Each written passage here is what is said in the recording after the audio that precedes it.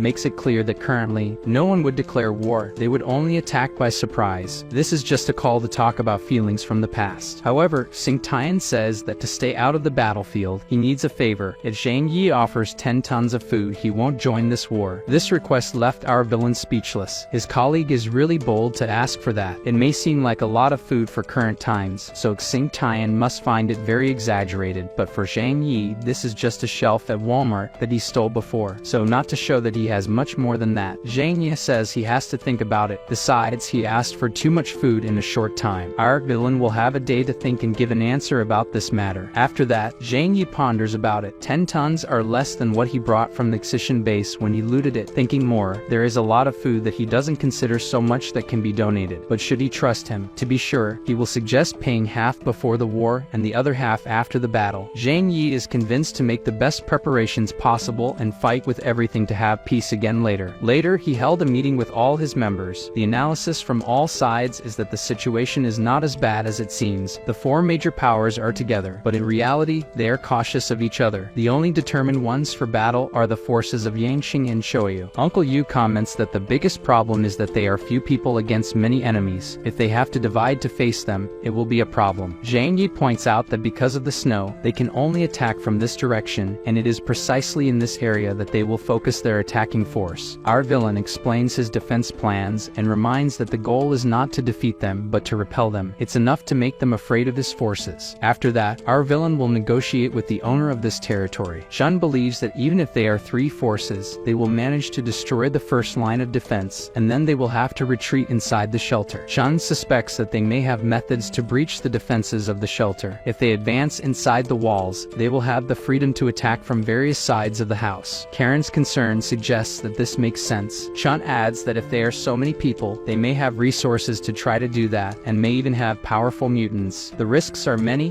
Zhang Yi says that everything that goes beyond the plans he will have to solve with his powers. Before they continue the meeting, the flower kitten perceives a presence approaching. Zhang Yi wasn't expecting anyone at this moment. Who could it be now? He observes that it is just one person alone. He decides to grab his golden weapon and go see personally. Observing through the binoculars, he saw the Snow Cult's senior lady approaching alone. Therefore, he knew that regardless of appearance, if she was there alone and in good condition, she couldn't be underestimated. Uncle Yu went crazy now and said he knows that person. It's the same old lady who went to the building in Yulu neighborhood and granted powers to Lin Jian. This didn't make things clearer for them. Zhang Yi doesn't know what the Snow Cult might want to talk to him about. Shinchin says that if the brother wants to corrupt the alliance of the four major forces, this is the perfect opportunity for that. If they have any usefulness, we will only find out after making contact. The villain orders the chubby one to go out and talk to her using a microphone. Of course, he was afraid and said he's the weakest among them all. According to Zhang Yi, this isn't true. In icy and snowy environments, he stands out the most. Moreover, he will keep the chubby one safe. If necessary, that old lady will receive a present in the middle of her forehead. He must go out and not allow him to approach the defense line, to prevent him from discovering our disposition. Chun then did as ordered. The blue-eyed dragon introduced himself and knew he wasn't talking to the real Zhang Yi. This confirms to them that this person came for the protagonist. Uncle Yu asserts that she is capable of seeing people's talents. This person was the one who awakened Lin Jian's powers. Zhang Yi says that this ability is amazing and is even better when combined with his leader Harakami. Blessing drink. It's a perfect match. He orders Chun to tell her that Zhang Yi doesn't want to see her. Whatever she has to say, she should say to Chun. The lady is impressed by how cautious this person is, refusing to meet someone in his territory. She then opens her mouth and says that she came by order of the leader this time. Very important news must be sent to Mr. Zhang Yi. In 3 days, the major factions of the city, Yangshing, Choyu, and Qingdian will attack your shelter. The old lady cheerfully says that these miserable people had the idea of attacking this beautiful place. Chun is even startled by the lady's fanatical words. She says that the gods always spread love throughout their lands. These people must be stopped, and the Snow Sect will help Zhang Yi. These words made Zhang Yi show his villainous face that we know. This is perfect for his plans. In the city of Shanghai, the four major forces fight among themselves. There is no unity or cooperation. As long as there is benefit, they are ready to betray at any moment. The more he can divide these forces, the more chances he will have to destroy each one of them. Through Chun, he questions if the ice cream sect doesn't want to join the attack. The old lady says it's not ice cream but snow. The Snow Clan's mission is to fight evil forces and preach only love. Collaborating with Zhang Yi will bring more peace. She tells that the other factions fear the growth of the Snow Clan. Just like your excellency, we are all oppressed by other powers and struggle for survival in the midst of pressure. We must unite to resist the hegemony of these force-based organizations. Through Chun, our villain asks for a proof of sincerity if they want to work together. The mistress imagined that Zhang Yi was a truly cautious person, so she sent something he will love. This is a sacred item made of ice soul. They want to know what the usefulness of this thing is. The old lady tells that the ice soul has a very simple function. It can help people awaken their spiritual essence and become a mutant. For mutants, it can deeply explore potential, making them more powerful. And the old lady claims that for Zhang Yi, the concept of increasing his powers should not be unknown. He clearly doesn't believe the words of the unknown lady and insists that she tell the truth about this. However, the woman insists and says that the ice essence is a sacred item and has no side effects. The four major bases have already used this item. That's how the Snow Sect managed to be recognized by the other bases. If this is really true, then Zhang Yi is facing an unimaginable opportunity. He asked Qinshin to check in the Xishan base files if they had records of such a thing. The girl says that it is in the documents that the Xishan base produced its mutants using a mysterious energy. According to their reports, this is what created the cells to replicate mutants on a large scale. The girl also says that according to the records, the four major bases requested ice soul to create mutants. These cells do not contain harmful substances and cannot be manipulated and implanted in carriers. That is, it is true that there is something like the old lady said, so if that is true, it will be excellent. He sends Chun to question if ordinary people can use this thing. Zhang Yi was skeptical that there could be something so good. The lady says that the effect is different depending on the person's potential, so the woman's advice is that this should be used on strangers. Chun questions if the Snow Sect isn't afraid that Zhang Yi will reject their collaboration even after accepting this. The Snow Sect knows that the union of various forces will come to attack even if they cannot cooperate. Making Zhang Yi stronger and eliminating more members of the other forces is good for the Snow Sect. The lady informs that her clan will pretend to attack with the other three bases. The Snow Sect will simulate attacking together, and when they have an opening, they will stab the other forces in the back. Despite this being good for Zhang Yi, this attitude left him uncomfortable. However, his principles cannot be stronger than his rationality. He accepts to cooperate with them. Now, what does the Snow Sect want from him? The lady says nothing other than the right of the divine snow religion to be preached in his territory. This goal doesn't make sense to our hero. Evangelize and recruit followers only. Zhang Yi accepts it. If this is what they want in exchange, he's willing to accept it. After the agreement is made, now Zhang Yi is sure of King Pu's neutrality, and now the Snow Sect will be an ally. Now the situation is becoming increasingly interesting for him. Chun now approaches the door and questions if it's safe for him to bring this inside. Zhang Yi absorbs the box into his dimensional space. He can assess what's inside this box. It's not something dangerous. He takes more risks than usual and decides to evaluate the object directly. Upon opening the box, the appearance of the spheres is similar to ice. Could this be the key to unlocking people's special powers? He still refuses to believe that this can be so convenient, but if it has the same effect as it did on Lin Jian, he can't ignore it. Unlike that man, Zhang Yi doesn't think of using this to help others but to benefit himself. Later, he was pensive about these two ice crystals. With this, he can create two new mutants. It's cool that all his girls were around him waiting for his decision. Who will he decide to test this and turn into a mutant? Yang Yi is one of his wives and the first to directly ask who he will stick this into. Zhang Yi explains to all the girls that in everyone who used this, there were side effects. He himself doesn't believe in miracles. To be sure, he wants to use one of the balls on an unknown person as an experiment, and then the second one he can be sure of. Despite his words, Yang Mi says she's willing to be his laboratory rat. Shortly after she says this, the other girls also wanted to do the same, but as the determination of the redhead was the greatest, she will be the only one to use the sphere. The girl is very happy to hear this. After all, among all the women who have no powers, Yang Mi is the least useful for combat. I was sad to see the words of the new villain again. He says that since this is an experiment, he is happy that it is on an insignificant presence. After deciding this, Zhang Yi says they should forget that King Pu and the Snow Sect will be allies. There is a great possibility of their betrayal. Because of this, the leader says they must prepare to face the forces from all sides, so if something unexpected happens, they are not cornered. Later, Zhang Zhang Yi is going to stick the ball into Yang Mi. He pasted it on her head, and then the result was surprising. The ice ball created tentacles and spread over her face. The energy radiating made the girl lose consciousness. Zhu Qi will be responsible for monitoring the girl. If she wakes up and is agitated, she can inject tranquilizers into Yang Mi. His wife accepts his orders, but she realizes she is sad about something. He is the smartest of the protagonists I have ever seen. He says she is stupid if she thinks he didn't let Zhu Qi use it because he cares more about Yang Mi. Zhang Yi says that, in fact, he's afraid the crystal will have side effects, so he didn't let Zhu Qi use it. These words were like confessions of love to the girl. Zhan says that Shou Qi is a very important doctor for the team. She is even more important than the mutants. However, Yang Mi feels differently. She desperately needs to prove her worth. With this, he managed to calm the heart of his main wife. Later, Zhang Yi calls Qingpu and proposes a change in plans. If they are going to cooperate, he allows it to be as follows. Zhan will give twice the food Qingpu asked for, and in return, he will indeed send people to support the Yangxing, Shoyu, and Snosek bases. The leader of Qingpu clearly didn't understand the offer. After all, he said before that he's stupid and can't even write correctly. Zhan says he doesn't need to understand his plans. He just has to pretend to be on the battlefield supporting the attack. Even using all this head, the leader of Qingpu didn't understand how this was better than him not participating, but since there are no negatives, he accepts. He organizes an expedition to collect the reward for the agreement. Zhang Yi will pay a third in advance and the rest after the war. After agreeing to the terms, he hangs up. The protagonist has a deal with 2 of the 4 forces, but he doesn't rule out the scenario of all of them deciding to attack him together. If that happens, he will have to give up protecting the base and hide in the underground of this shelter, where the defenses are absolute. If it comes to that point, he will ensure that all these people pay the highest price there is. His thoughts are interrupted when someone knocks on his door.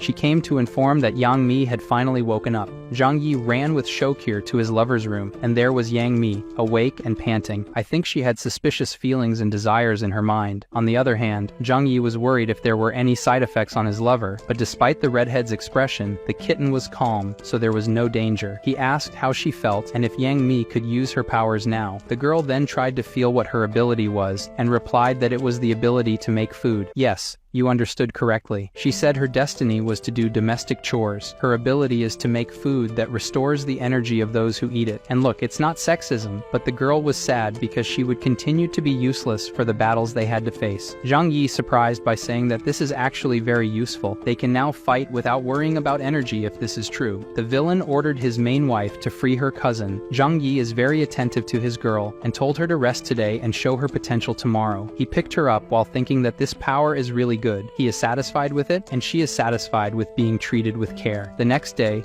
Zhang Yi made a call and asked the person to meet him in his territory. His ally on the phone was worried, but our villain reminded him that he was the one being attacked. Zhang Yi is confident in his plans. The trio of mutants went to Chun's village where Liang's incompetent students lived, and now it is empty. Xing Tian came with his war troop, and leading the troop was his daughter mounted on a giant wolf imposingly. Our team's kitten became aggressive as soon as she noticed the animal. Xing Tian's daughter asked her Twilight Wolf not to draw attention here. Xing Tian stepped forward and said he didn't expect that after 10 years, without seeing each other, they would end up meeting this way. He is happy to see Zhang Yi. The protagonist agrees, and is also pleased to see him. Xing Tian likes to remember that in school, he was insignificant, and now, he is a city leader. Zhang Yi brought the food that would be the payment, and Xing Tian, happy with this, told Zhang Yi not to regret giving this food. Cooperating with the Qingpu base would be advantageous. Our villain asked if Xing Tian remembered how Zhang Yi fought with the neighboring class. His ally remembered, and the reason was that the most beautiful girl in their class had a crush on Zhang Yi. Exactly. Zhang Yi said that 5 of them attacked him, and he knew he had no chance of winning, so he grabbed the talkative boy and knocked out 3 of his teeth before losing. See? Zhang Yi says he gave the food, and if Xing Tian doesn't fulfill his agreement, he won't hesitate to sacrifice himself to take Xing Tian with him. With a serious look, my favorite protagonist says he hopes the Qingpu base can survive and do its part. Tian is confident in his strength and says that loyalty is the foundation of his life. Zhang Yi can trust him. When the time comes, he will do his best. Zhang Yi says he also doesn't want to see his former classmates get hurt. After this meeting, the Qingpu base members left, and our team also needed to go to prepare for the great battle. Uncle Uncle Yu does not rule out the possibility that these people may change their minds later. However, Zhang Yi is confident that Tian has not changed his character even after 10 years, and he will keep his promise. Xingtian does not need to fight against Zhang Yi, just do nothing, and in any possible outcome, he will have the greatest reward of all. After getting in the car, our villain acknowledges that they cannot rule out the possibility of them turning against them, so they must prepare for that too. Guys, I'm excited about this. Back home, Yang Mi informed that she had already mastered her power to make food, and he could come to taste it. Karen had already tasted the food and said it was delicious, but something tells me she might be talking about Zhang Yi's body. I hate the reason these people put a watermark on this part of the image.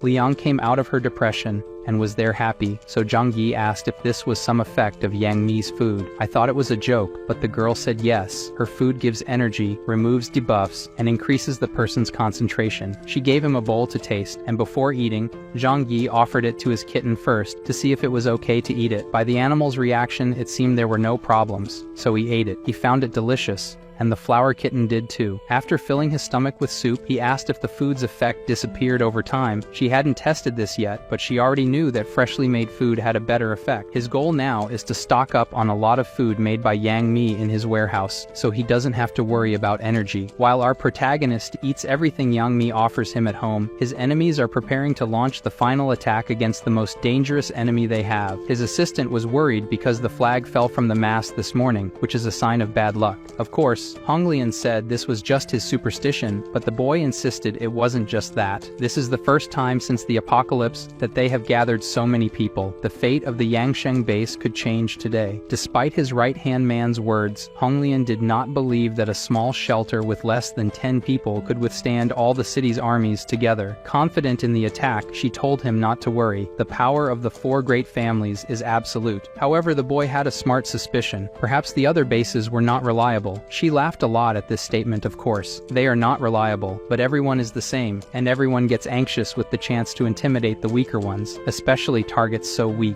but they draw so much attention. In this sense, he agreed, and indeed there was no remote chance of them failing today. The girl said he was just nervous. After they win, they will drink together, and he will understand the joy of victory. She might show him other joys. I think it would be a better celebration. Back at the most pleasurable shelter in the city, our villain was on the phone receiving information about the attack's timing from his infiltrators. Now that he knows it will be at 2 in the afternoon, Zhang Yi was prepared, and so was his group. The villain told teacher Liang that she could use this for now. It was a special weapon he obtained. They went to their most advanced positions. Zhang Yi knows his strength is as a shooter and strategist. His 4 combat generals went to the front line and followed his commands. Inside the mansion, his girls also did their part. Shokir is the best doctor. Yang Mi prepared the food to boost everyone's energy. Chinchin must be ready to control the automated weapons by Karen. If necessary, she must take down the enemies. Something changed inside Chinchin. The young girl was now excited about the possibility of taking down enemies with her own hands and being useful to her big brother. Now that everyone must go to their posts and prepare, he reminded them that the battle could end quickly or take a long time. Remember that their lives depend on it. After his commander's speech to his harem, he climbed to his strategic spot. In this place with bulletproof glass, he had a view of all areas with his rifle. He has plenty of ammunition for this battle. He ordered through the communicator for Chinchin to raise the glass. With his rifle, he could see his team positioned. Zhang Yi says there are 2 tasks to accomplish, and as soon as he succeeds, he will order them all to return to the shelter. At the expected time, the enemies appeared on the horizon of the flatland, 5 kilometers away. He could see the cars approaching. The leader of the Kaoyu base said that the other bases were delayed, so he would position the bomber trucks near the walls to attack at the right moment. Wei's assistant then commented that the defense system was laughable, as it was made of ice and certainly would not withstand the firepower of their heavy weapons. He added that this situation was advantageous for Wei, who possessed an ice ability. The more ice there was, the more power Wei had. The leader was confident and willing to eliminate Zhang Yi and provide employment for his men. His soldiers were preparing the car to fire against the weak ice wall when they were shot directly between the eyes. Before he could warn that they were being attacked, another soldier was shot in the heart. Wei realized this and alerted all the soldiers to the attack. But what could they do when they couldn't even look towards the enemy base and were being hit? They were showered with bullets. and couldn't figure out where the shots were coming from. The sniper tried to see over the walls, but there were no people. Where was the shooter? He searched for a few seconds, and then Zhang Yi sent a hint of his location. Wei, realizing that the soldiers were being eliminated, became worried and created a fog with his ability to hide his men. Zhang Yi, noticing Wei was creating an ice fog, recognized that the enemy had an ability similar to an otaku pillow lover. This did not concern him. Zhang Yi knew Wei couldn't maintain this ability for long. Wei too was aware that he couldn't keep this up forever, and ordered his assistant to find the sniper, as his ability wouldn't last long and they would be exposed again. The assistant soon pointed in a direction and told Hai that the bullets were coming from the side of their shelter. The man was paralyzed, knowing that the sniper could hit from a distance of over 3 kilometers, which was terrifying. Wei then ordered his soldiers to retreat quickly out of the sniper's range. The soldiers used the snow to retreat. During the withdrawal, as soon as they left the snow, one of the vehicle's tires was hit, causing it to stop and get stuck in the snow. The soldiers inside the vehicle panicked and began to call for help on the radio, knowing that if the ice dissipated, Zhang Yi could see them again. The soldiers pleaded for help from their leader, fearing they would gain more holes in their bodies. Wei ordered his assistant to slow down to help the soldiers before Zhang Yi got them. The soldiers then exited the vehicle and ran towards Wei, trying to stay within the ice fog. Unfortunately, they began to be quickly taken down, as Zhang Yi seemed to have an aimbot. Wei wanted them to keep moving. Whoever was lucky would reach his car. The wounded had no chance and should be forgotten. Concerned for the lower-ranked soldiers, Wei's assistant decided to help them. He jumped from the car and stood in front of the soldiers, using his power to increase strength, much like when you use your favorite waifu. Despite being able to deflect the bullets due to his body's resistance, Zhang Yi's bullets were stronger than usual, causing him a lot of pain. Meanwhile, the villain continued firing until the enemies were out of his range. At this point, he realized they were waiting for the rest of the forces to launch a joint attack on the shelter. He communicated with his team, informing them he had killed dozens of enemies and forced a temporary retreat, but they would return when the rest of the forces arrived. Chun admired his leader's strength and wanted to know his KDA now. Zhang smiled and said it was a simple task, also stating that long-distance shooting was his strong point. If they breached the walls, they would have to fight. But our villain calmly said he could also use his divine power if they were closer, so it wasn't too bad for him. Meanwhile, Wei was shocked to be informed that their casualties exceeded 35. His soldier reported that they had lost a vehicle and 3 others were damaged. The leader's face showed great concern. It's not good to start losing like this. Zhang Yi's mutants are very powerful, and this could be a problem if they have such a skilled sniper. Wei then wondered if there were Epsilon-level mutants appearing in Tianhai City. The leader concluded that everyone has weaknesses, so Zhang Yi must have weak defenses. He then explained to his soldiers that once they were inside the shelter, the sniper wouldn't have a clear shot, but in his assistant's view, this sniper was too terrifying to attack directly. His right-hand man proposed they make a detour and approach the shelter from the opposite side to avoid the sniper's field of vision. Wei pondered for a moment and said he liked the plan, but they didn't need to hurry. First, they should find a place to hide temporarily. Jin was confused, questioning the point of hiding when Zhang Yi already knew where they were. Wei revealed his true intention, saying that Hong Lian must suffer from this sniper too. His ally should have the same losses as him. After some time, Hong Lian's troops arrived near the battlefield, and she was welcomed by our villain. Despite Zhang Yi's bullet speed, the werewolf managed to block many of them. The protagonist finally found someone interesting for him. The Twilight werewolf, realizing the sniper was so far away, was also surprised. After seeing the mutant's eyes, Zhang Yi resumed firing. The trigger finger was not as tiring as defending against so many shots, and soon the werewolf's body showed signs of injury. He knew he couldn't continue blocking for much longer. However, he was confident the soldiers had already prepared the missiles to attack Zhang Yi. Within seconds, the first missile was launched towards the shelter, which should have been enough to penetrate it easily. However, Zhang Yi had powers they didn't understand. Using his dimensional warehouse, he could send it to another dimension. The surprise quickly turned to panic when Zhang Yi fired back at them. One of the soldiers shouted for the others to launch the remaining missiles quickly, knowing that if they wasted time, they would all die. In a coordinated attack, they launched all the missiles simultaneously, confident in their victory. However, the missiles disappeared like before, leaving everyone perplexed. Zhang Yi then showed that their strategy wouldn't work and began firing the absorbed missiles back at them, causing massive destruction. The werewolf, having dealt with rifle bullets, now had to deflect missiles with his hands to prevent his team from turning to ashes. Within seconds, the missiles hit the ground away from the vehicles and exploded with tremendous destructive force. This was extremely exhausting for the werewolf, who began breathing heavily. Concerned for him, Hong Lian quickly ordered ordered everyone to retreat to avoid further losses. The soldiers then began using smoke grenades to obstruct Zhang Yi's vision, allowing them to escape with their vehicles without being killed like rats. However, our protagonist was determined not to let them go without suffering losses, declaring that they were cowards, just like Wei's team. A shower of bullets rained down on the cars until they were far enough away. Honglian witnessed how Zhang Yi wasn't confident for nothing. After reaching a safe area,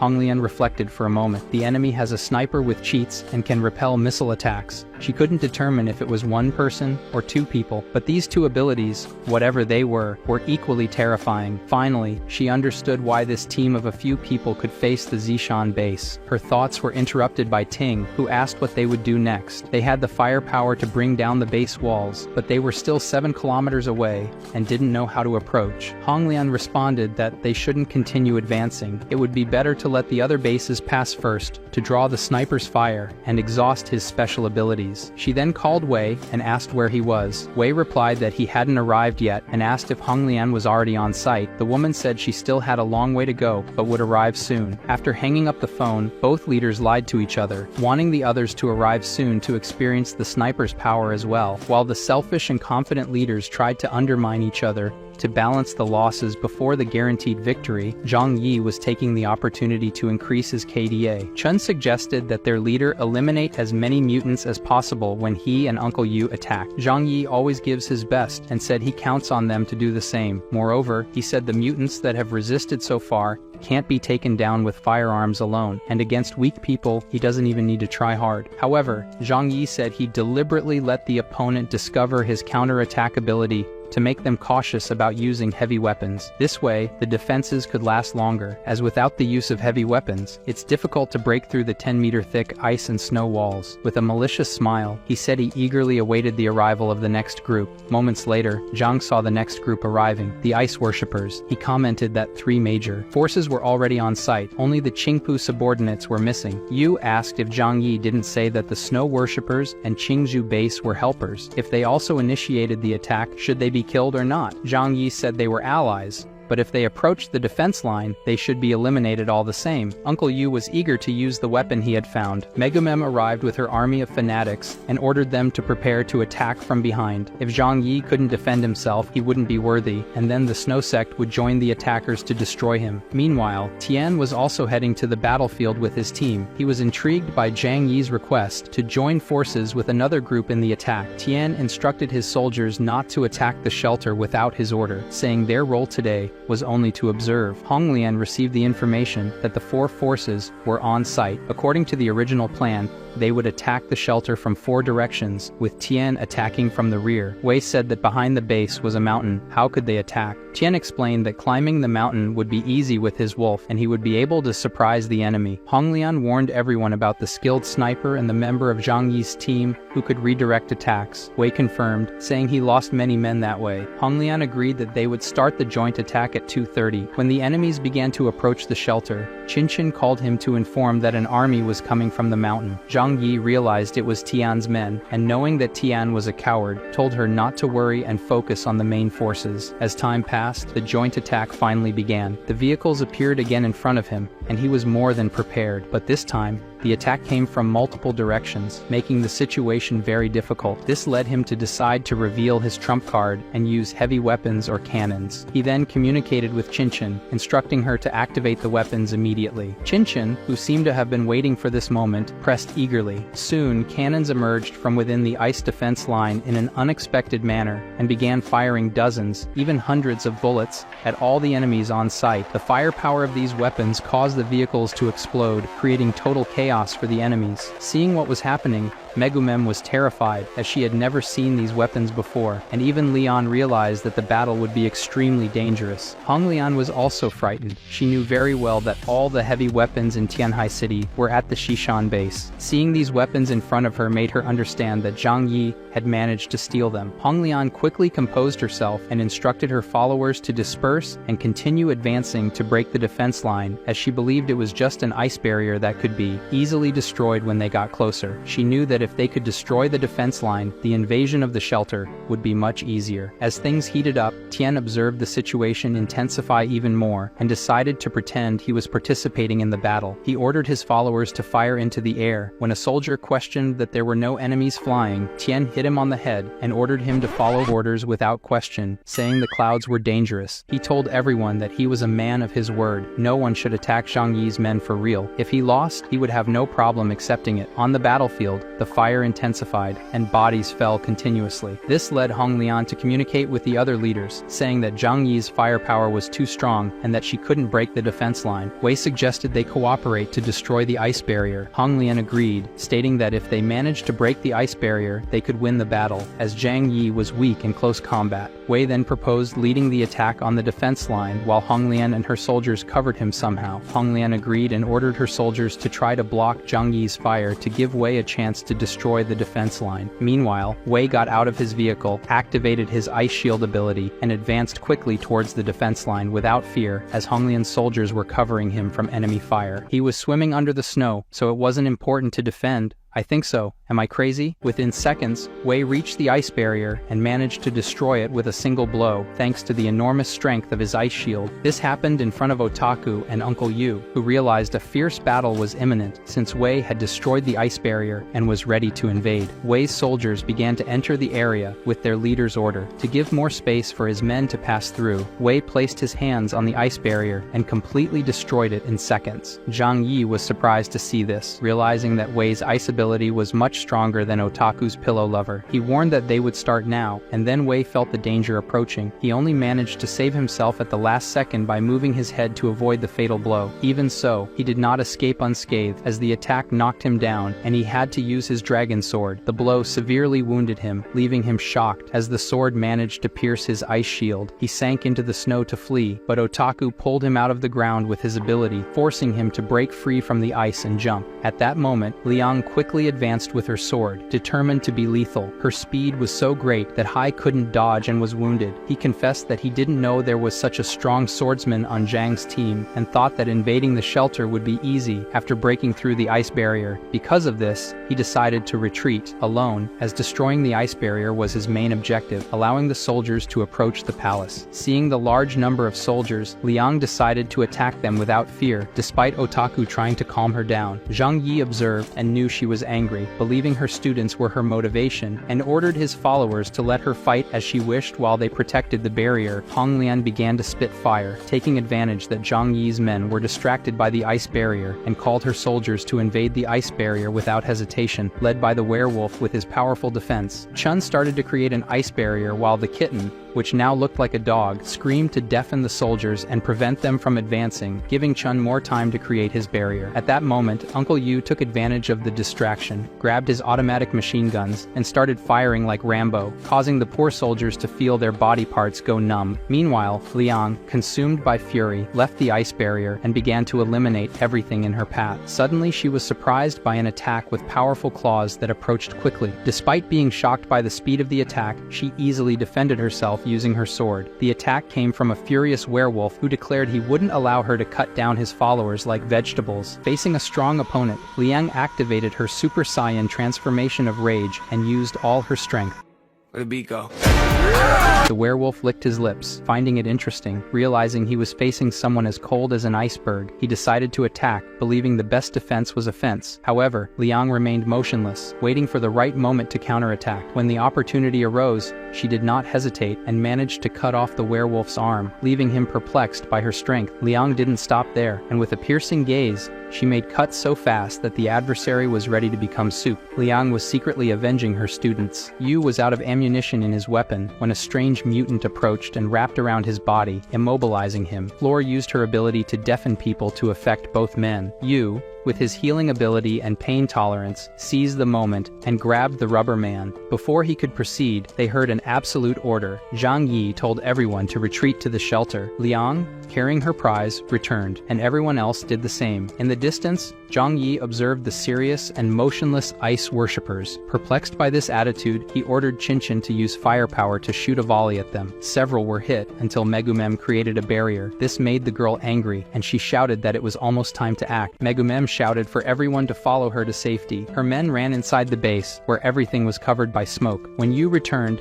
he questioned whether they would abandon the upper floors of the shelter and go underground now. Zhang responded that there was no need to rush. The shelter's defensive capability was not easily broken. While they were talking, they were interrupted by the sound of a truck approaching. Looking, they saw an excavator, and Zhang understood why the enemies were confident in breaking through the palace defenses. Even so, this excited him. He then took grenades and began throwing them precisely at the soldiers and the excavator, managing to eliminate many of them with just a few grenades, saying that just because they broke the ice wall didn't mean they could advance further. He continued to throw grenades, eliminating many soldiers approaching the palace. When the excavator got closer, Zhang realized that it was driven by Wu Huairen. At that moment, he understood why the enemies were confident in breaking through the shelter's defenses. When Zhang tried to throw grenades to explode the excavator, the rubber mutant expanded his body to block the attack. Chen Jingguan had the elasticity ability, as the grenade bounced off his body. Soon after, Huairen began moving the excavator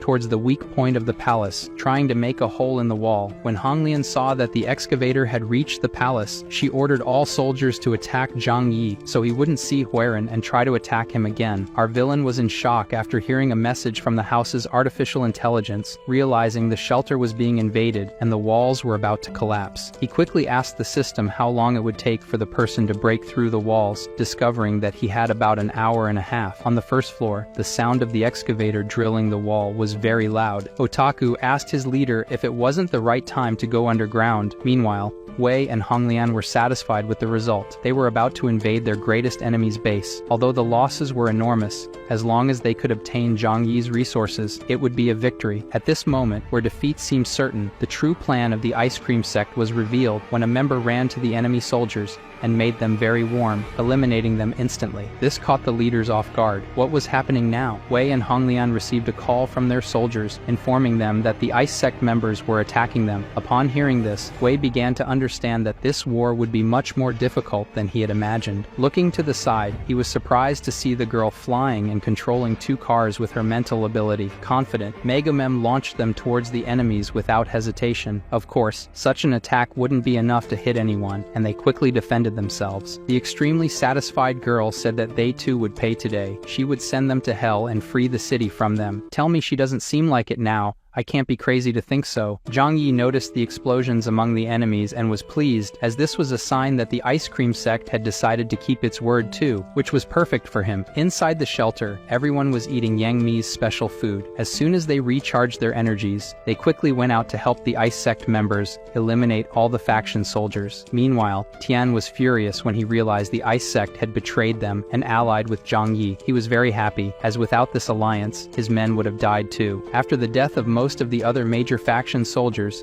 Qitian's faction would become the city's greatest military force. On the battlefield, Tiha and the others were handling the long-range attacks thanks to their exceptional abilities, while Liang dealt with the close combat, eliminating the faction soldiers. Zhang Yi, with a wicked smile on his face, was confident in victory. He used his precision rifle to attack the strongest soldiers, who couldn't withstand the explosive power of the bullets, dying instantly. Honglian noticed that Tian still hadn't appeared and suspected he might have fled or even betrayed them. Wei said the worst would be if Tian attacked them, just like the ice sect did. Lian was desperate and ordered a retreat before they were completely destroyed. However, the retreat wouldn't be easy, as the ice sect members were in the way. Hong Lian drank gasoline and used her fire ability to clear a path, but the number of enemies was too great, and she began to show signs of fatigue and exhaustion. Even so, she continued to fight with Wei's help, and they finally managed to reach the cars and escape, saving some of their soldiers. Among the saved soldiers, was not Hui Ren, the excavator driver. He tried to flee, but Zhang Yi coldly killed him with a headshot. With the battle over, the Ice Sect, led by Megumem, began to celebrate the victory. Our villain realized these people didn't fear death, as they exploded themselves among the enemies. He concluded that he should avoid future problems with them, as any battle would be unfavorable, even if he managed to kill many. Zhang Yi called Tian and offered the remaining resources, but Tian said he was busy with something important and would come later. Zhang Yi went down to see his team and found them well. He asked them to rest, as they had won. Amid the celebration, only Liang was still angry. Zhang Yi tried to calm her down, saying the battle was over and they had avenged her students. Liang fainted from exhaustion, and Zhang Yi quickly caught her. Sure, she was crazy for facing an army head-on alone. He took her inside, realizing she was seriously injured, and asked Shokir to prepare the operating room quickly. After placing the woman on a stretcher, Shokir began to examine her. Zhang Yi then started talking to the Ice Sect members, declaring that the Zishan base and the surrounding area now belonged to him, and no one could approach without his permission. The girl accepted the terms and thanked Zhang Yi for helping to win this war. According to the agreement, no one who follows the Snow Faith, except the missionaries, would approach this land. The girl said on behalf of everyone that they hoped to coexist peacefully, and our villain agreed, saying he was also a pacifist. Zhang observed that the Ice Sect was numerous, even without being able to recruit due to restrictions from other bases. Now with freedom, the sect would grow exponentially. Despite this being a future problem for Zhang Yi, he had no other solution to win the battle against the military factions. He went to the bodies of the members with abilities and was surprised not to be able to absorb their energies. He decided to store the bodies until he understood what was happening. After storing the bodies, Zhang Yi asked his followers to come in and rest while he dealt with the wounded enemy army. His pet kitten jumped on his shoulder, happy to be by her powerful master's side. Meanwhile, far away, the soldiers of the Yangsheng and Chaoyu bases paused for a moment. Wei was furious because the Ice Sect and the Qingpu base had betrayed them. Honglian was also fuming with anger, saying that Tian had certainly received many resources in exchange for his betrayal. When she picked up the phone to call and curse Tian, Wei interrupted her and asked her to calm down. Wei explained that only the Ice Sect had officially betrayed them. Tian hadn't attacked and had only observed from afar. Wei wasn't trying to justify Tian's actions, but knew he was a coward and avoided confrontations. Honglian, still irritated, responded that Tian broke the agreement and should pay for it. Wei then reminded her of their desperate situation, with many soldiers dead. If they tried to confront Tian, they could end up in a battle that would destroy them completely. Before they could continue the conversation, they heard a loud noise coming from Tian's troops and their dogs. Honglian got out of the car, furious, and confronted Tian, asking why he was there now. The man calmly said that Honglian and Wei's base had many resources, and he only wanted a small part of them. Wei, irritated, said Tian could have obtained those resources if he had allied with them instead of betraying them. Tian explained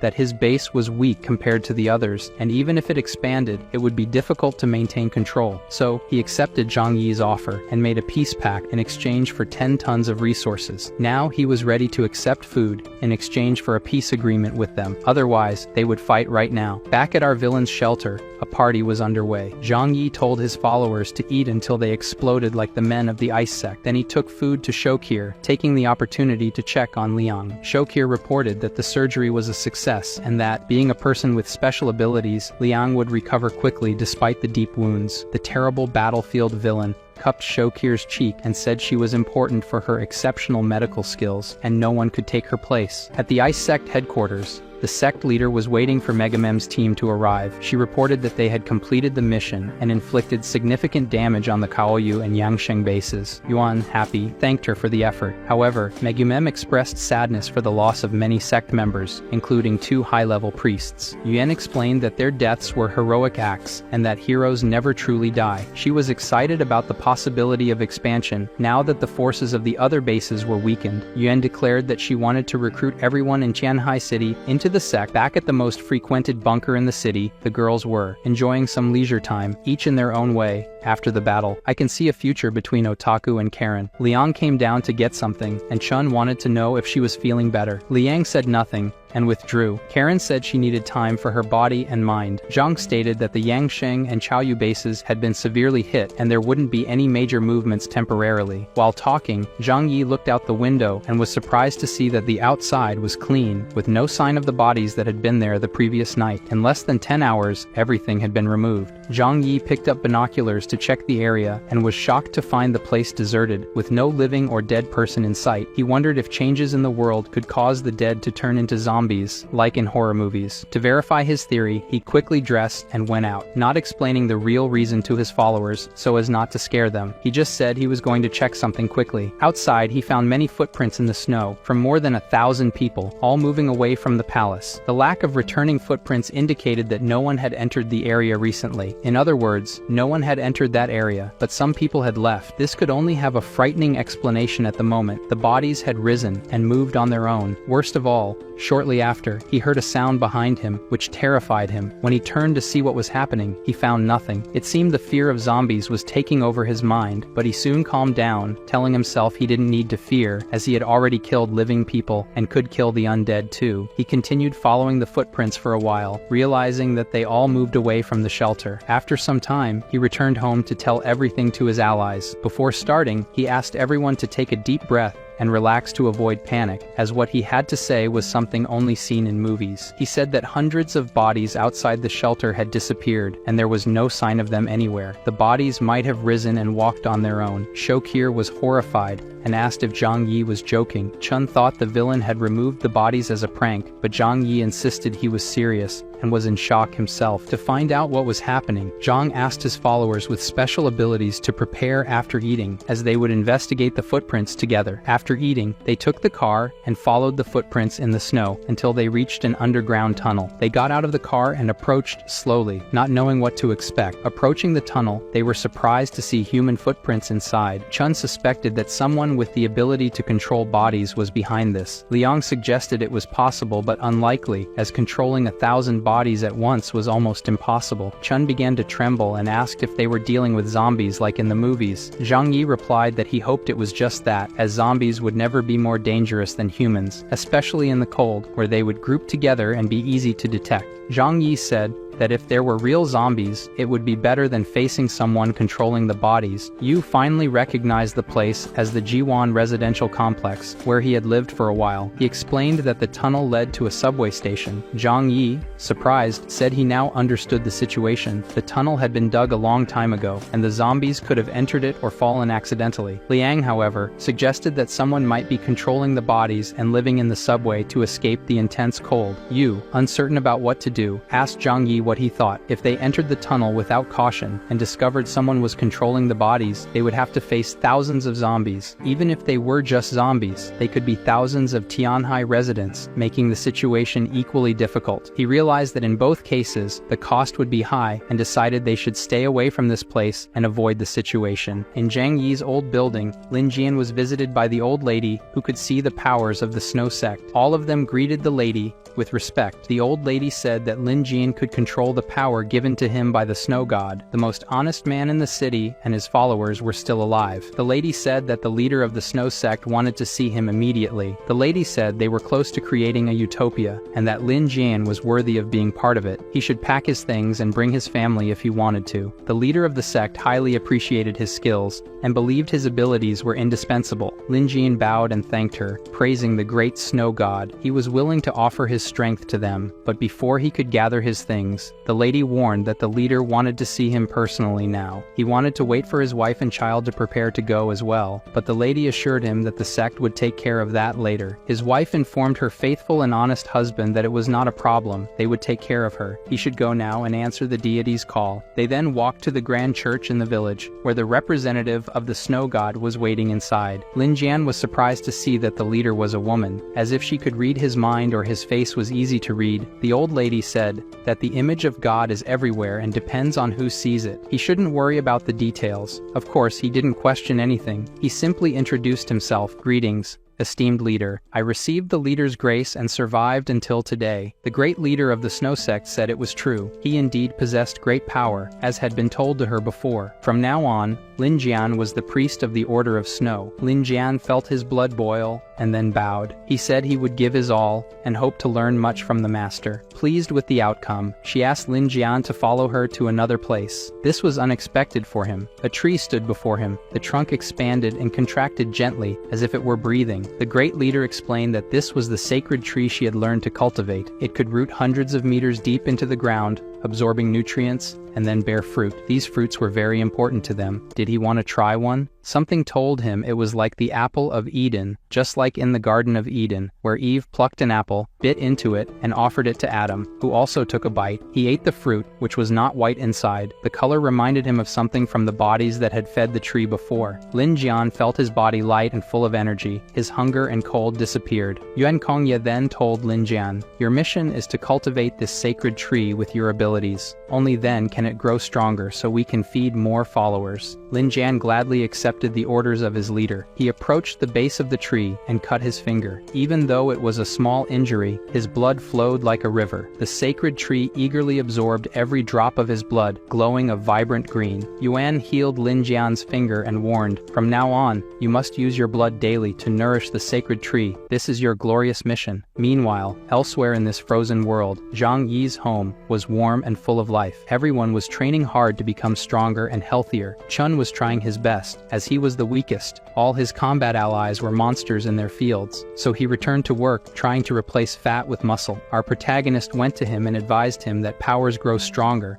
the more they are used, but most importantly, he should have intelligence and focus on that. They should treat their powers like weapons. Strengthening their minds to control them is the most important thing. Chun was surprised by Zhang Yi's words. He said that pebbles thrown by an expert are more powerful than a shuriken thrown by an ordinary person. Now the otaku realized he had been too focused on the brute strength of his power in his body. Chun remembered that when his leader defeated Captain Feng before, who was a much stronger mutant, it was due to his cunning with his powers. His focus now was to explore the maximum potential of his abilities. A month passed, with lots of training in Zhang Yi's bunker and many apples in the snow sect. In the most unexpected place, something happened. In the ruins of Shijan Base, something was about to break through the debris, a horde of zombies from the bodies left since the base's destruction. Back at the paradise of girls of all types, Qinchin was talking to Zhang Yi about Qingpu Base. It seemed they continued to choose the safe strategy of defense. They had no intention of external invasion and were satisfied with their current territory. After the defeat in the Battle of the Five Armies, leader Wei Dinghai was severely injured and became more cautious, constantly retreating on the defensive line. This even allowed other armed forces to emerge in his territory. As for the Snow Sect, this faction could be considered the greatest beneficiary of that great war. Their members were rapidly increasing, possibly reaching tens of thousands of followers. Qinchin wanted to warn her leader about the dangers the other bases still represented, but he didn't think the same yet. He didn't see the Snow Sect as a threat to them. He also didn't believe their leader was powerful enough to move so many people. At that moment, Qinchin used her superior IQ to convince him of her argument. She said that nowadays, it is the end of the world, harsher than chaotic times. Usually, at this time, the world order undergoes significant changes. She said she knew her brother had no ambitions. He just wanted to live a stable and good life, but that didn't mean it was open. Other powerful people also thought so. She informed him that the Snow Sect would quickly become the greatest force in Tianhai without resorting to violence. When there are enough followers and the doctrine is widely spread, even the three major bases, or some people among them, could be assimilated. Qinchin was sure they wanted to build a new world order in the future, but our protagonist didn't believe it and found the idea ridiculous. Qinchin then insisted he believe her. This matter was definitely not a joke. People would try to grab any opportunity to survive in extreme situations. Zhang Yi said he recognized her arguments, but still believed that just having many people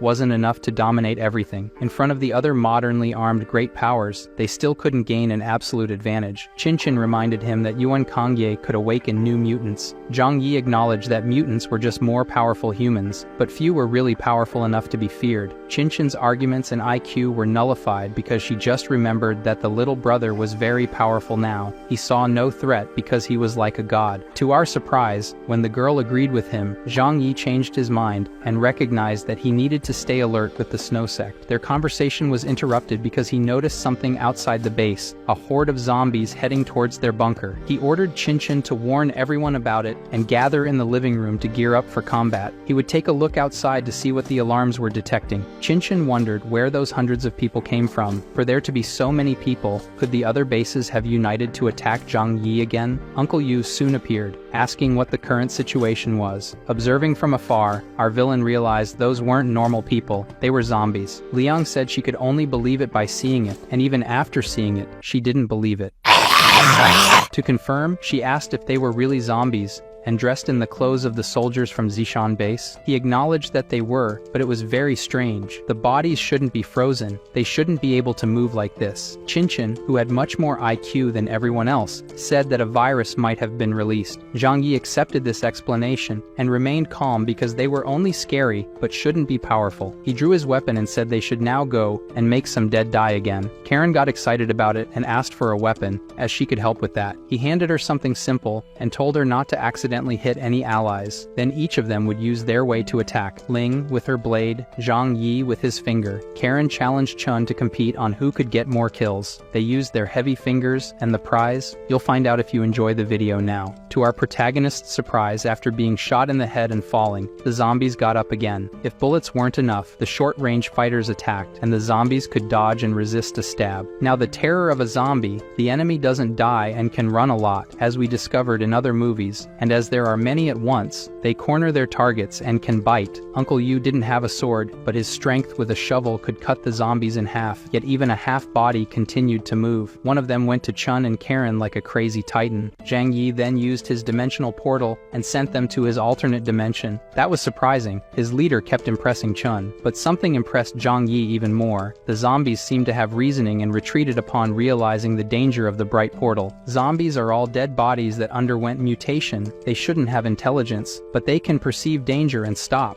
which is totally illogical. Could there be strange people who can control zombies? Just like last time, the soldiers' bodies disappeared inexplicably. Zhang Yi thinks that if that's the case, everything makes sense. He takes out a tank and orders Uncle Yu and Liang Yue to listen to his command. When he counts to 3, the two should jump with all their strength into the sky. He gets into the tank and counts 1, 2, and at 3, he fires. A strong explosion warms their butts in the air, and then they run from the remaining zombies. Zhang Yi might not have had more ammunition in the tank because he decided to get out and try something else. With his equipment, which you can imagine what it does before he does, our protagonist fires with his flamethrower and hits the closest ones. Again, he is surprised. The zombies begin to retreat. Now he can confirm one thing: someone is definitely controlling these zombies from the shadows. When the manipulator behind the scenes realized it was difficult to defeat them, they chose to flee to preserve the zombies. Liang said she couldn't imagine how humans could control thousands of zombies at once. Besides, these bodies were all frozen and didn't die even when decapitated. She said that with such great power, this person could easily become the king of Tianhai City. After all, out there, most are just corpses. Everyone listened to the professor, and no one said that if there were mutants who could open portals to another dimension, why not this? Zhang Yi, in an attempt to understand more about these creatures, tried to absorb the bodies. Once they were in his dimensional space, they didn't count as living beings, just things,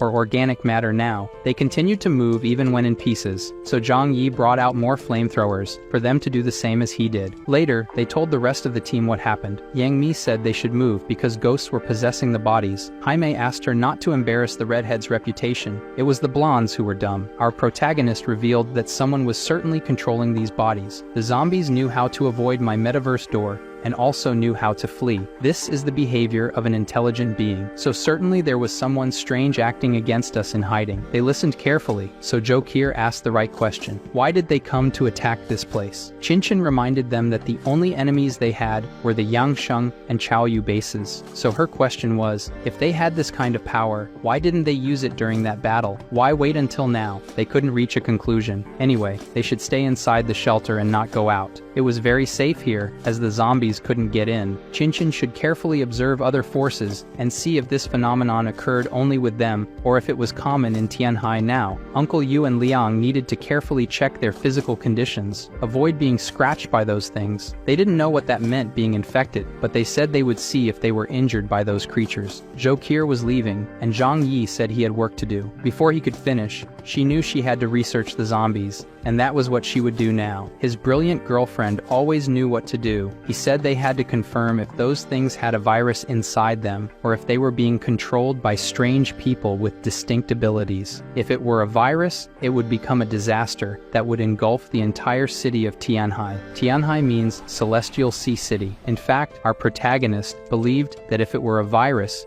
it could spread across the whole world. Now, if it were manipulated by someone, it meant meant there was someone in this city even more terrifying than all the previous enemies. This conclusion scared our brave waifu Jo Kier. They hadn't even had peace to have their child yet, and now the world was at greater risk than before. Like a gentleman, he told her not to think too much. No matter the world outside, what they needed to do was protect themselves. As long as the shelter remained safe, they could continue living peacefully. Later, he would test the zombies. Jo Kier was surprised to see a sample of this up close. It was really amazing. He reminded his fiancée that she had to be careful because it could still move, and they didn't know if it was a virus. She collected a piece of the creature's tissue and said she needed some time to analyze it all. That wasn't a problem. They had the power to defeat those creatures still. For a moment, Jo Kier didn't fear for them, but said that if they attacked other weaker bases, it would be a disaster, especially in organizations like the Snow Order. It would be very scary. The doctor's words were like a prophecy. At the Yangsheng base, zombies attacked with their thousands of numbers. Honglian luckily had the ability of fire and could attack a large area, but the number was too great for her to handle alone. One of her soldiers brought her a box containing something useful only to her. The woman took this strange liquid with a spoon, and upon ingesting it, she could perform Katon as powerful as the Uchihas.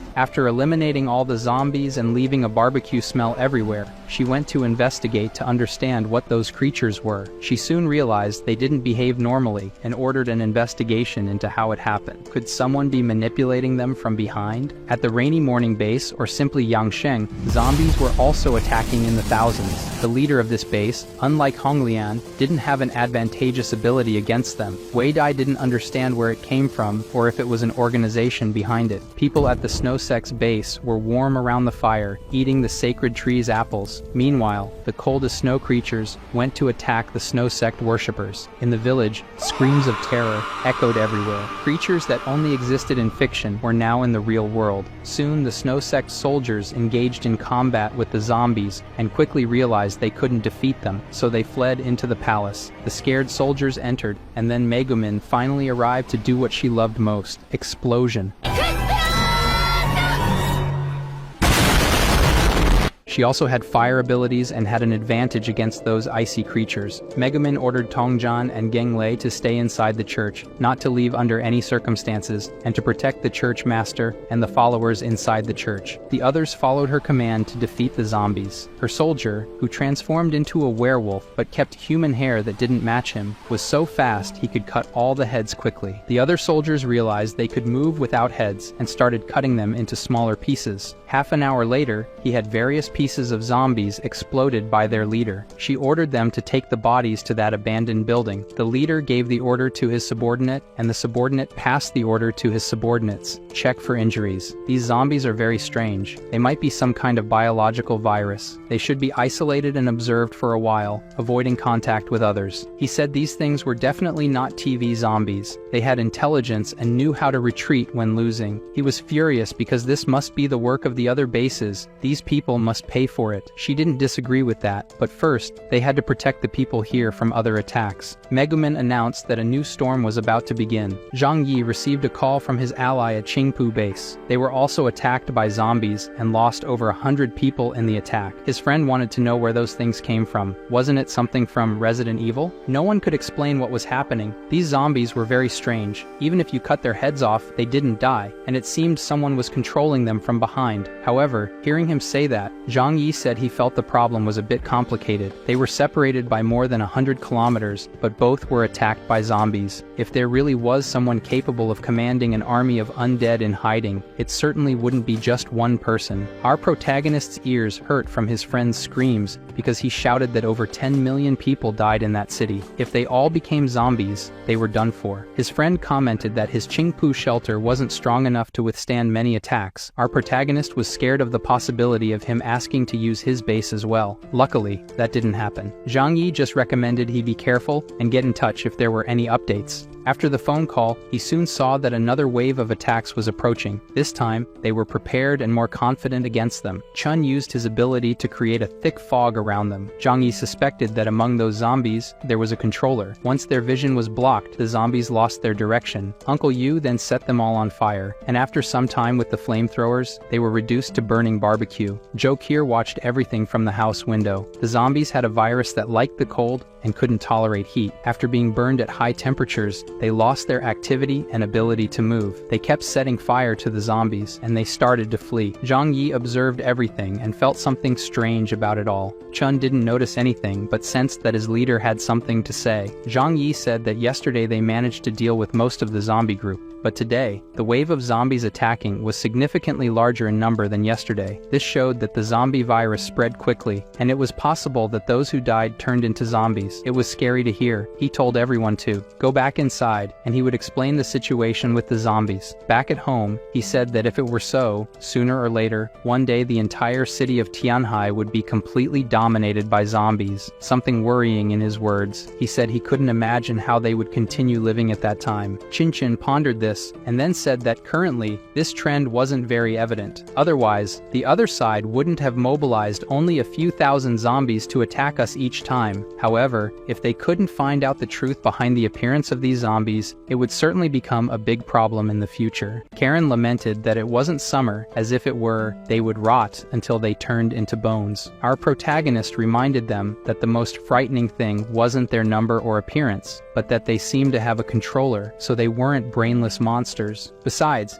he said it was very difficult to kill them. Only fire or dismemberment worked. That increased the difficulty of dealing with them. Qin then said that the most crucial thing was to deal with the manipulators behind them, right? It was easy to say, said Zhang Yi, but where would they find them? Whenever they reached halfway, they managed to escape. Discouraged by the forecast of things, our villain couldn't imagine how they could deal with it. Everything was full of uncertainties, impossible to deduce with common logic. None of them had a solution, but Jo Kier said she had a guess. In the past 2 days, she had been researching the zombie bodies and discovered something very strange, resembling an ancient virus. It could withstand extreme cold, even surviving at 100 degrees Celsius, and invade the nervous system of living beings to control their bodies. But it didn't fit the modern definition of a virus in biology. Its structure should be between a virus and cells, but it could control and reproduce in the host's body like a virus. I bet everyone agreed with our protagonist in asking her to speak more simply. No one here understood those things. In other words, she said that after the apocalypse, under the influence of gamma rays, biology was redefined. For now,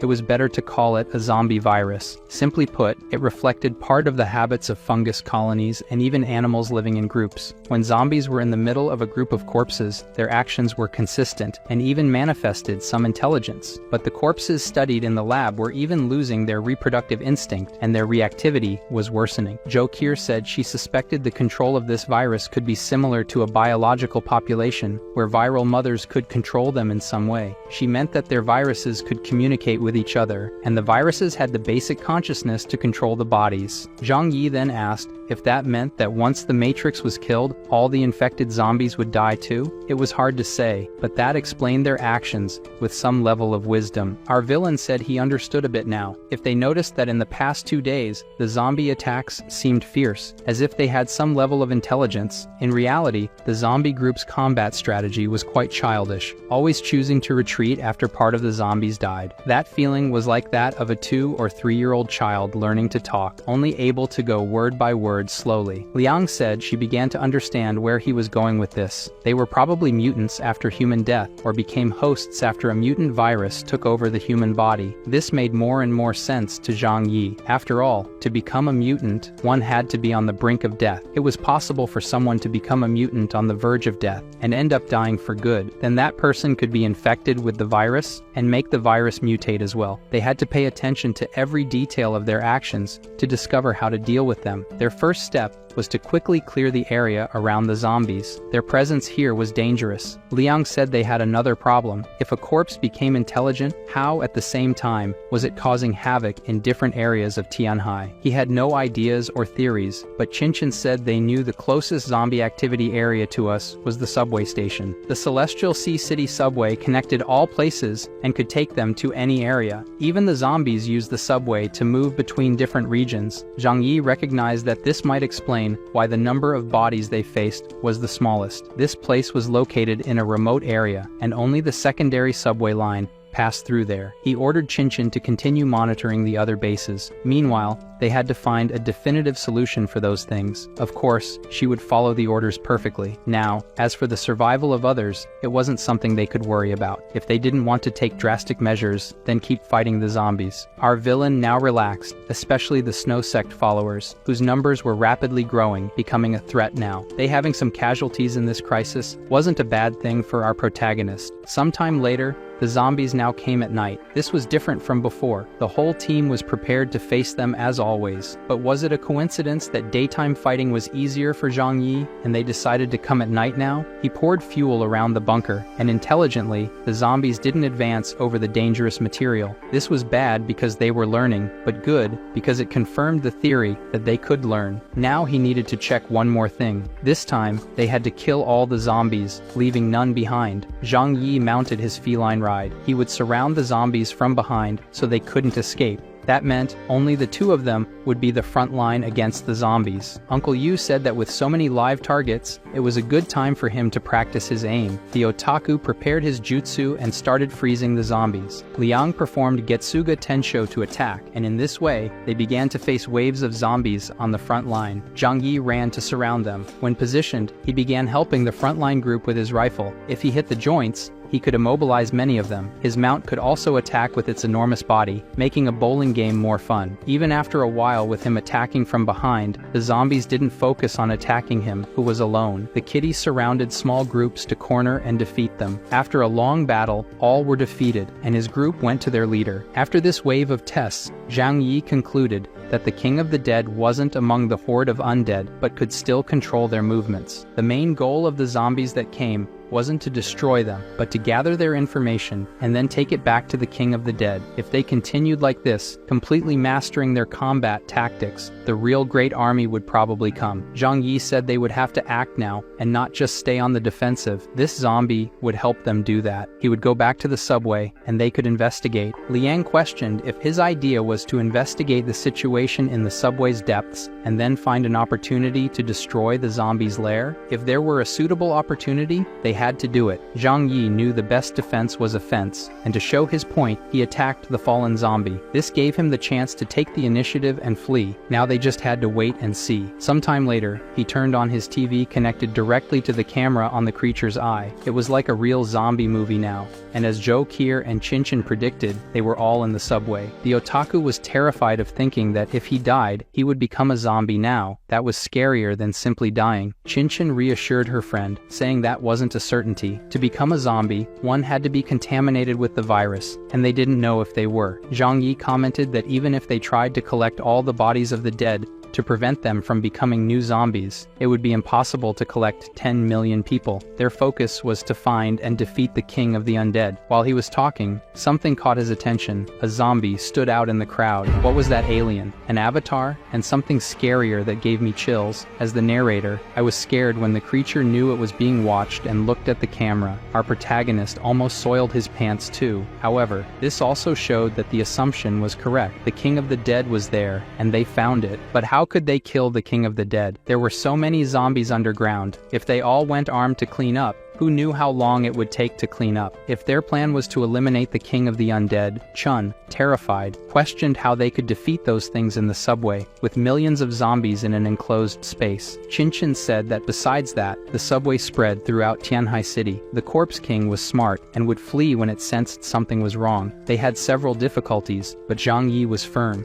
and said they would have to do it. No matter how many there were, it wouldn't be a problem, but they had to prevent them from escaping, so they had to start with the subway. Liang suggested starting from a subway exit location to prevent their escape from one side. The goal was only to kill the King of the Undead. If he didn't escape, everything would be fine. As for the other zombies, there were many ways to eliminate them. Uncle Yu agreed they had to act, either giving a suggestion or going with this plan. The leader's order was to prepare. Tomorrow, they would act. Chun, despite being the most fearful, was right in questioning if Zhang Yi wasn't rushing into enemy territory without more information about the place. However, Zhang Yi had reasons they didn't know yet to be confident. All they needed to know was that if necessary, our villain could get them out of the subway. He was putting their lives in danger recklessly. Chun was curious and asked him to share his secret for that, but Zhang Yi wouldn't do that. Liang accepted this argument. They didn't need to worry anymore then. If that was the case, Yang Mi prepared delicious meals that would invigorate everyone's energy for tomorrow. Meanwhile, at the Yangsheng base, Honglian defeated another zombie attack with her abilities and soldiers. She knew they couldn't continue just standing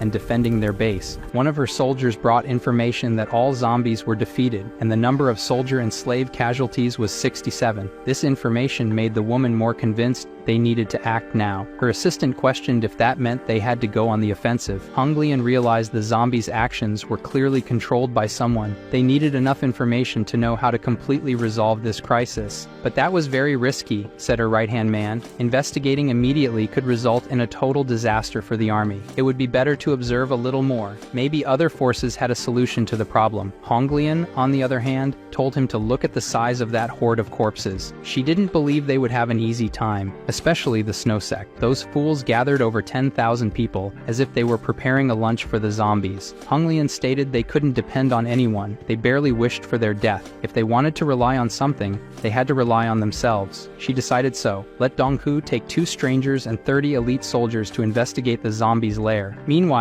at the snow sect, Megumin was informed that in the last attack, the number of dead exceeded 1,000, and there was a possibility that those people would become new zombies. Additionally, she was informed that new followers were experiencing a crisis of faith and might give up the sect, which was bad for the morale of the other followers. Megumin said that in the past few days, her right-hand man had organized some people to spread messages among the followers. Simply tell them that almost all survivors in the outside world were massacred by zombie. In other words, without the protection of the snow cult, they would have no chance against a zombie attack. It was better to die in faith and have salvation than to die outside in sin and become a zombie. Megumin says it is better to tell them that the other bases have been annihilated by the zombies, with more than half of the people in the bases already dead. Her subordinate is pleased with the idea, seeing it as a good way to motivate the followers. At the viral bases, there are piles of bodies. Even if people are safe behind their walls, no one here can know for sure. All they can see is the pile of bodies. Megumin instructs them to spread this information, explaining that the reason they are still complaining is that they are not sufficiently devoted to the snow cult. This way,